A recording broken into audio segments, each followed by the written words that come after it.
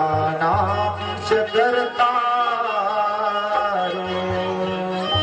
वन्दे वाणि विनायको। गोस्वामी तुलसीदास जी महाराज ने वाणी यानी सरस्वती मैया को सर्वप्रथम प्रार्थना किए हैं कि हे सरस्वती मैया मुझे आशीर्वाद प्रदान करिए, आपकी कथा को मैं गा करके जन कल्याण के लिए लिख सकूं और इस कथा को श्रवण करके कलयुग के मनुष्य का कल्याण हो सके। सर्वप्रथम माँ भवानी सरस्वती मैया की वंदना करते हैं। वंदे वाणी विनायको, और वाणी यानी सरस्वती, विनायक यानी गणपति महाराज की भी वंदना करते हैं। भवानी शंकरो वंदे श्रद्धा विश्वास रूपिणो या ब्राह्मणा न पश्यन्ति सिद्धाश्वान्तिष्ठन्मीश्वरम्। भवानी शंकरो वंदे, भवानी यानी माँ भवानी जगदम्बा, जिनको पार्वती के नाम से हम जानते हैं। आज से नवरात्र का दिन प्रारंभ हुआ, माता जी का पूजन होना आरंभ हो गया है। माँ शैलपुत्री का पूजन आज होगा। तो बाबा पूज्यपाद तुलसीदास जी महाराज ने भवानी यानी पार्वती माता की भी वंदना किए हैं और उनके साथ साथ में उनके भगवान शंकर की भी वंदना करते हैं कि भगवान मुझे आशीर्वाद प्रदान करिए, मैं आपकी कथा को गाने का प्रयत्न कर रहा हूँ। वंदे बोधमयं नित्यं गुरुं शंकर रूपिणं यमास्त्रतो हि वक्रोऽपि चन्द्रः सर्वत्र वन्दते। गोस्वामी तुलसीदास जी महाराज ने वंदना करी है तीसरे श्लोक में। भूत भवन महादेव कैलाशपति के जटा के ऊपर में अर्ध चंद्रमा रहता है। टेढ़े चंद्रमा जिनकी जटाओं पर उनके शीश पर विराजमान रहने वाले जो बोधमय नित्य गुरु रूप में शंकर जी विराजमान रहते हैं, उनको मैं हाथ जोड़ करके करबद्ध प्रार्थना को निवेदन करता हूँ, उनकी वंदना करता हूँ। ये तीसरे श्लोक में करते हैं। चौथे श्लोक में वाल्मीकि और हनुमान जी की वंदना करते हैं और पांचवें श्लोक में मेरी माँ जानकी भवानी जी का वंदना करते हैं और छठवें श्लोक में राघव सरकार की वंदना करते हैं। इस प्रकार आगे चल करके अनेकानेक पंचदेव उपासना, सप्तदेव उपासना, इस प्रकार रामचरितमानस में पूज्यपाद गोस्वामी तुलसीदास जी ने वंदना करी है और आगे लिखना आरंभ कर दिए हैं कि मैं आगे चल करके मेरे सतगुरुदेव भगवान की भी चरणों की रज की वंदना करता हूँ। गुरु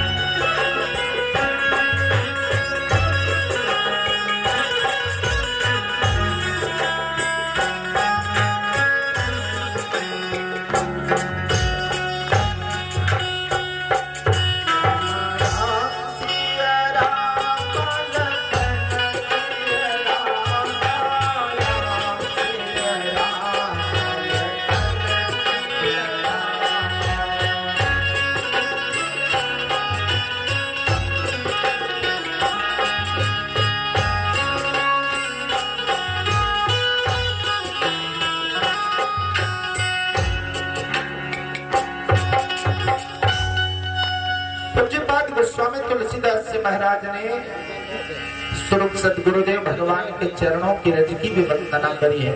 वंदौ गुरुपद पदुम परागा सुरुचि सुबास सरस अनुरागा। सदगुरुदेव भगवान के चरण रज की भी वंदना करी है और आगे चल करके ब्राह्मणों की वंदना करी और संत समाज की भी वंदना की है। यहाँ तक कि अनेकानेक दुष्ट खल समस्त जनों की वंदना करी है बाबा तुलसीदास जी महाराज ने। आगे चल करके उन्होंने रामचरितमानस की कथा लिखने की उनकी ऐसी प्रेरणा भई और आगे चल करके भगवान जी ने बाबा पूज्यपाद गोस्वामी तुलसीदास जी महाराज इस कथा का वर्णन करने की योजना बनाते हैं और भगवान की कथा लिखते हैं। कहते हैं कि मैं इस कथा को यदि अपनी लेखनी पर लिखूंगा तो आगे चल करके मनुष्य इसका श्रवण पाठ करेंगे, अपने जीवन को कृतार्थ करेंगे, इस कथा रूपी गंगा में डुबकी लगा करके बड़े आनंद की अनुभूति करेंगे। पूज्यपाद गोस्वामी तुलसीदास जी महाराज ने रामचरितमानस नाम इसके नामकरण करी। जैसे सुनत नसाही राम मददम्भा, और भगवान की कथा सुन लेने मात्र से अनेक कामनाएं पूर्ण हो जाती है और बाह्य विश्राम की अनुभूति हो जाती है। एक समय की कथा आप लोगों को श्रवण कराता हूँ। जब समुद्र मंथन हुआ, एक तरफ देवता और एक तरफ दैत्य लोग थे।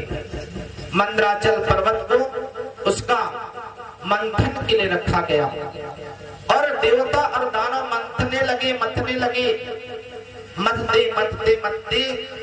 काफी समय तक मथना चालू प्रारंभ कर दिए। मंदराचल पर्वत से समुद्र मंथन हुआ और उसमें एक ऐसा शर्त हुआ कि जो पहले का रत्न निकलेगा वो रत्न को देवता लोग प्राप्त करेंगे। ये ऐसा शर्त हुआ। तो पहले क्या रत्न निकला, उसमें विष निकल आया। विष निकल आने के बाद देवता लोग को उसको लेना था। सभी राक्षस लोग बोलने लगे, अरे भला हुआ, बढ़िया हुआ, चलिए विष निकला हुआ है, देवताओं को ही दे दिया जाए। किसको दे दिया जाए? देवताओं को ही दे देना चाहिए। तो देवता लोग सोचने लगे कि भाई विष को कौन पिएगा? विष को यदि हम पी जाएं तो हम बचेंगे क्या? नहीं बच सकते। आपस में सभी देवता परामर्श करते हैं, सलाह करते हैं कि नहीं, एक ही उपाय हम करते हैं। इस विष को जो है ना, हमारे घर के जो बुजुर्ग हैं, हमारे देव समुदाय के बुजुर्ग, उन्हीं को जाकर के दे दिया जाए। तो देवताओं में सबसे बुजुर्ग कौन है? महादेव जी हैं। देवता सब परामर्श करते हैं कि चलो बाबा महादेव जी के पास चलते हैं, जाकर के एक विष को उन्हीं को ही प्रदान करते हैं। महादेव जी के पास सभी देवता गए, हाथ जोड़ करके निवेदन कर ले कि बाबा, समुद्र मंथन हुआ था, उसमें पहला रत्न निकला और हम लोग विचार किए कि ये रत्न को हमारे घर का सबसे बुजुर्ग व्यक्ति उसी को देना चाहिए। जा करके महादेव जी के पास निवेदन करने लगे कि बाबा, ये हमारा पहला रत्न निकला, आपको हम भेंट स्वरूप देना चाहते हैं। तो बोले महादेव कि अरे क्या बात है भाई, लाओ हम ले लेते हैं। महादेव जी से बोले कि प्रभु महादेव, ये विष निकला हुआ है। तो बोले महादेव कि क्या करना पड़ेगा? विष निकला है तो उसको पीना ही पड़ेगा। महादेव बोले लाओ मैं ग्रहण करता हूं। तो महादेव जी जो है ना क्या किए, अपने कंठ में गले के नीचे राम रूपी एक ढक्कन रखे, प्याला रख दिए। क्या रखे? प्याला रखे और हाथ से पकड़ करके उस विष को घटाघट पी गए। नीचे राम का प्याला रखा हुआ था और विष को पी करके बड़े आनंदित हो गए। और उसको पीने के बाद ऊपर से भी राम रूपी एक ढक्कन लगा दिए ऊपर से, और दोनों को मिला करके क्या की अनुभूति हो गई? विष और राम दोनों मिलकर के क्या हो गया? विश्राम हो गया। महादेव जी को विष पीने के बाद विश्राम की अनुभूति हो गई। यदि इस कंठ में भी हम भगवान के मुख में राम का नाम को रख दें तो हमको भी विश्राम की अनुभूति हो जाती है।